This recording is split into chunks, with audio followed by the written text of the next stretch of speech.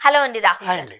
'Thandel' cinema release అయింది. మంచి hit talk తెచ్చుకుంది. కాకపోతే బాధాకరం మనం ఇంతకుముందు నుంచి కూడా మాట్లాడుతున్నాం. పైరసీకి గురైంది. ఒక దగ్గరైతే ఆర్టీసీ బస్సుల్లోనే ఆ సినిమాను ఆహ్, చూపిచ్చారంట. హ్మ్. దానికి సంబంధించి విచారణకు కూడా అధికారులు ఆదేశించారు. అయినప్పటికీ కూడా థియేటర్‌లో కూడా చాలా మంచిగా సినిమా ఆడుతుంది. మంచి కలెక్షన్స్ రాబడుతుంది. ఇది కాస్త మంచి పరిణామమే. ఏం చెప్తారు? C 'Thandel' Valentine's day కానుక్క beautiful Valentine's love story గిఫ్ట్‌గా తీసుకొచ్చారు మన బన్నీవాస్ గారు. హ్మ్. Director Chandu Mondeti with Naga Chaitanya and Sai Pallavi. ఈ సినిమా గురించి ఎంత మాట్లాడుకున్నా కూడా ఇంకా తనివి తీరట్లేదు. ఎందుకంటే అంత అద్భుతంగా తెరకెక్కించారు. కానీ వివాదాల్లో మన ఎట్లైనా పైరసీ భూతం అనేది కొన్నేళ్లుగా ఆగిపోయింది.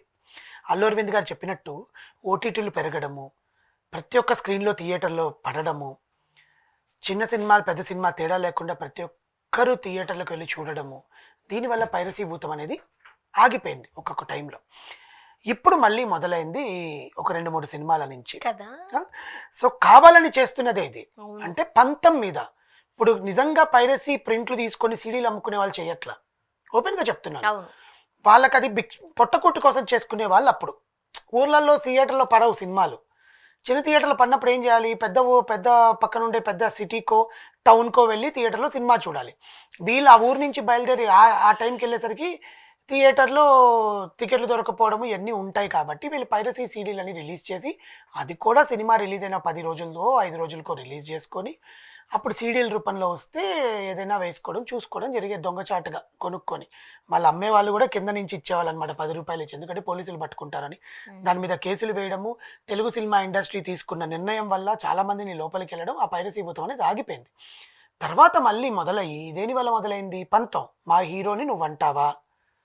మా హీరో ఎక్కడికి పోతే మీకెందుకు? అంటే ఇప్పుడు ఎలా అయిందంటే, మీ సినిమాలు మేము పైరసీ చేసామనుకో, హ్మ్. మా సినిమాలు మీరు పైరసీ చేస్తున్నారు. అది ఫ్యాన్సే. అది మొదలెట్టింది దాన్నేమంటారు? ఇద్దరికి సంబంధించిన ఫ్యాన్స్ కూడా కాదు. మధ్యలో పుల్లలు పెడతారు కదా! ఆ! వాళ్ళు. నిజమే. నిజమైన ఫ్యాన్స్ కాదు. నిజమైన ఫ్యాన్స్ ఎందుకు చేస్తారండి? నిజమైన ఫ్యాన్స్ చేస్తే ఏమొస్తది వాళ్ళకి? వాళ్ళకి తెలీదా? విచక్షణ అనేది ఉంటదిగా. హ్మ్. మనం చేస్తే మనకి తిరిగి తగులుతుందని. కానీ మధ్యలో ఉంటారు చూసారా? ఏమి సంబంధం లేని వాళ్ళే చేస్తారు ఈ పనులు. అదే అల్లు అరవింద్ గారు కూడా మాట్లాడింది. నాయనా నేను మాట్లాడిన వ్యాఖ్యలో, లేకపోతే నా ఫ్యామిలీ నుంచి మాట్లాడిన వ్యాఖ్యలో, లేకపోతే దేని గురించి వ్యాఖ్యలో, మేము అది వ్యక్తిగతంగా మాట్లాడిన మాటలకి మీరేమైనా హర్ట్ అయ్యుంటే ఐయామ్ సారీ, కానీ మాకెవ్వరి మీద ద్వేషం లేదు. నా కుమారుడు అయిన నా కొడుకు అర్జున్ సినిమా హిట్ అయినా నాకు హ్యాపీయే. నా మేనల్లుడు రామ్ చరణ్ సినిమా హ్యాపీ అయిన వ్యక్తి. నా చెల్లెల్ని ఇచ్చాను అక్కడ నేను. హ్మ్. నా చెల్లెలు బిడ్డ సినిమా హిట్ అయితే నాకెందుకు కోపం ఉంటుంది? ఫ్లాప్ అయితే నాకెందుకు ఆనందం ఉంటుంది? సో, అలాంటివి ఏమీ లేవు. మీరు అవి చేస్తున్నారు. ఒక్కవేళ నా మాటలు అలా మీకు అనిపిస్తే సారీ చెప్తున్నాను నేను. దానికైనా సిద్ధంగా ఉంటాను నేను.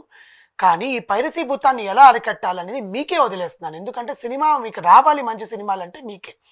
అండ్ 'తండేల్' బాగా సక్సెస్ మీట్‌లో బాగా పోతోంది.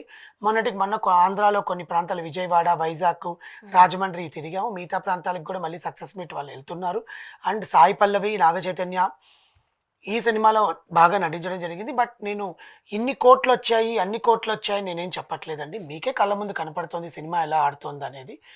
గ్రాస్ ఎంతొచ్చింది అంటే బ్రేక్ ఈవెన్ అయితే మేము క్రాస్ అయ్యాము. సక్సెస్ బాటలోనే పోతోంది. ఇప్పుడేం సినిమాలు లేవు కాబట్టి ఖచ్చితంగా థియేటర్‌కెళ్ళి సినిమా చూస్తున్నారు. ఎందుకంటే థియేటర్‌లో చూడాల్సిన సినిమా కాబట్టి థియేటర్‌లో అవును. చూస్తున్నారు.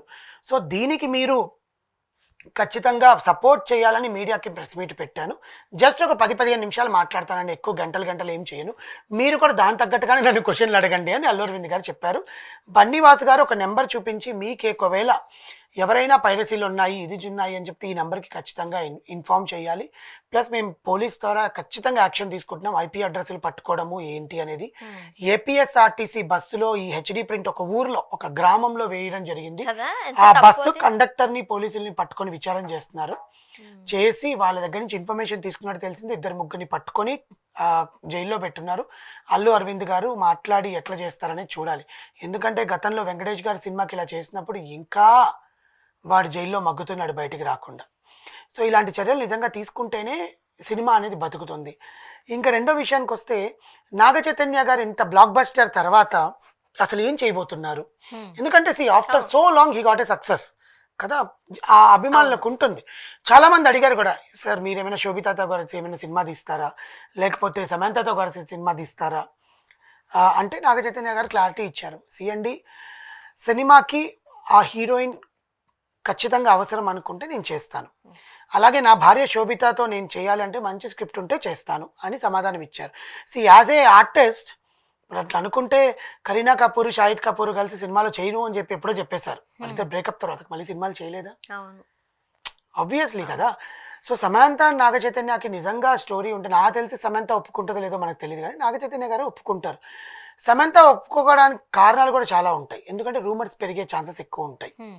తన వ్యక్తిగత జీవితం మళ్ళీ ఇంకేమైనా వేరే బాటలో పడుతుందనే ఛాన్సెస్ కూడా ఉంటాయి. అంటే అది ఇప్పట్లో ఒకవేళ చేసినట్లయితే నాగ చైతన్య గారికి సంబంధించి కూడా కాస్త ఇబ్బందికరమైన పరిస్థితి, ఎందుకంటే కొత్తగా పెళ్ళైంది, రోజు షూటింగ్ వెళ్ళారు అనుకోండి, ఏదో ఒకటి ఒక పుకార్ వస్తుంది. అసలు ఇంకా రోజుకి ఒక న్యూసే అది. అవును, మళ్ళీ కలిసిపోయారు, మళ్ళీ రొమాన్స్ చేస్తున్నారు, సెట్ లో కొట్టుకున్నా శోభిత అండ్ సమంత సెట్ లో కొట్టుకున్నా మనమే మాట్లాడుకోవాల్సి వస్తుంది. అదే సో బికాస్ అలాంటివి సినిమాకి పరంగా, సినిమా ఇండస్ట్రీ పరంగా ఇద్దరు ఆర్టిస్టులు ఒక సినిమా చేయడానికి ఎప్పుడు వెనకాడరు. అంత ధైర్యం ఏ ప్రొడ్యూసర్ చేయాలి, అంత ధైర్యం ఏ డైరెక్టర్ చేయాలని మాట్లాడుకోవాలి మనం. వాళ్ళిద్దరు చేస్తారు కానీ వీళ్ళెళ్ళి ఒప్పించాలి కదా. కానీ నాగ చైతన్య గారు నెక్స్ట్ మూవీ చేయబోయేది బోయపాటి సీను గారితో. బోయపాటి గారు సీను గారు ఇప్పుడు అఖండ 2లో బిజీగా ఉన్నారు, సెట్స్ మీద శరవేగంగా జరుగుతోంది షూటింగ్. దాని తర్వాత నాగ చైతన్య గారు బోయపాటి సీను గారితో అగ్రిమెంట్ సైన్ అయిపోయింది. సో నెక్స్ట్ సినిమా అసలు మాస్ కి బాస్ అయిన బోయపాటి సీను గారు నాగ చైతన్య గారు రామ్ ని చూపించడంలో విఫలమయ్యారు. అవును, బోయపాటి గారు ఓన్లీ బాలకృష్ణ గారితోనే ఆ హవా, అంటే బోయపాటి గారి దగ్గర ఒక సినిమాటిక్ ట్రిక్స్ ఉంటాయి, అది బాలకృష్ణ గారు చేస్తేనే మనం చూడగలం. బేసికల్ గా బోయపాటి గారు చేసిన చిన్న హీరోలు అన్ని సినిమాలు విజయం సాధించారు. రామ్ చరణ్ గారితో లేదు, అదే చెప్తున్నా మీకు. ఎన్టీఆర్ గారితో నేను చెప్తా చూడండి, బోయపాటి గారి దగ్గర ఒక సినిమా ట్రిక్స్ ఉంటాయి. అవును, అది సినిమా అంటే అది ఓన్లీ బాలకృష్ణ గారు చేస్తేనే మనం చూడగలం. కంటి చూపుతో ట్రైన్ ఇంకొక హీరో ఎవరైనా ఆపితే మీరు యాక్సెప్ట్ చేస్తారా? నిజం చెప్పండి, చేయలేం. అదే మన బాలకృష్ణ గారు చేశారనుకోండి, అయిపోద్ది అంతే, అది వెనక్కి వెళ్ళిపోద్ది రివర్స్ లో. అట్లా అనుకుంటే మనం బోయపాటి సీను గారు మొదలు పెట్టిన సినిమానే ఫస్ట్ సినిమా రవితేజ గారితో కదండి, భద్ర. బాగా ఆడింది ఆ సినిమా. అది మీకు ఓన్లీ మాసే ఉండదు, కథ ఉంటుంది. అంటే రవితేజ గారు మాస్ హీరో. అవును, ఈ సినిమా సుమో లేకపోవడం, ట్రైన్ వెనక్కి వెళ్ళిపోవడం. కానీ బెల్లంకొండ శ్రీనివాస్తో చేసిన సినిమాలు, రామ్ చరణ్ గారితో వాళ్ళంతా ఏంటంటే క్లాస్ హీరోలు, మాస్ గా చూపించడం అనేది చాలా కష్టం. అవును, అసలు వల్ల కాదనమాట. ప్లస్ ఎన్టీఆర్ గారిని దమ్ములో కొంచెం సక్సీడ్ అయ్యారు, పెద్ద ప్రాబ్లం లేదు. బట్ నాగ చైతన్య గారిని మనం అసలు అలా చూడలేము. అసలు స్కంద 2 ఆగిపోయింది తెలుసా? స్కంద 2 ఏమైపోయిందో, రామ్ ఎక్కడికి వెళ్ళిపోయాడు. అవును. సో ఇప్పుడు నాగ చైతన్య గారిని అసలు ఇంకెలా చూపిస్తారు? అందులో బోయపాటి గారి సినిమాలో మినిమం ఒక 4-5 హీరోయిన్లు ఉండాలి.